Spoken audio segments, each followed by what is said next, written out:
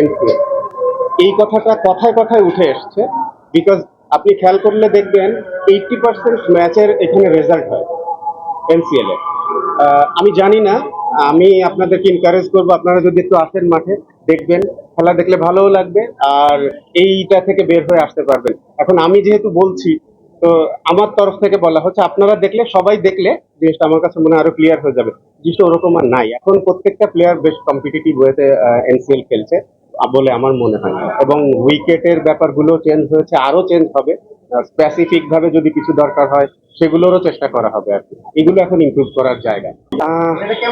First of all, যারা test টিমে থাকে, টেস্ট খেলে, তাদের জন্য টাইম ম্যানেজ করা একটা ডিফিকাল্ট ব্যাপার হয়।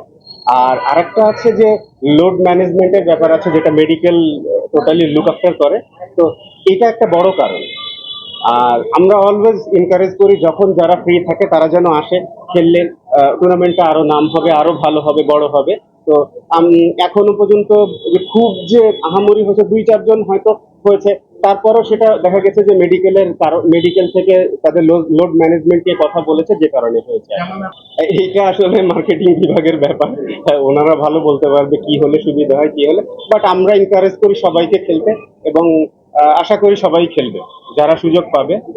আর আরো একটা আছে, এবার আমাদের তো নতুন এনসিএল এ কিন্তু টি20 ইনক্লুড করা হয়েছে, যেটা আমাদের আসলে বিপিএল ছাড়া টুর্নামেন্ট আসলে ছিল না। তো যেটা চিন্তা করেই করা হয়েছে যে বিপিএল এর আগে এনসিএল এর 4 ডেজ ভার্সনের পরেই আমাদের টি20 টুর্নামেন্টটা হবে। টি20 ফরম্যাটে সিঙ্গেল লিগ হবে এখনো পর্যন্ত সোফার, মানে ওরা যতদূর রেডি হয়েছে। এই ন্যাশনাল লিগের 4 দিনের ম্যাচটাও যেমন হচ্ছে, ঠিক একই ফরম্যাটে হবে, শুধু ওটা টি20 হবে, এটা 4 দিন। এটা কিন্তু বিপিএল এর প্র্যাকটিস ম্যাচ না, এটা ইটসেলফ আলাদা একটা টুর্নামেন্ট।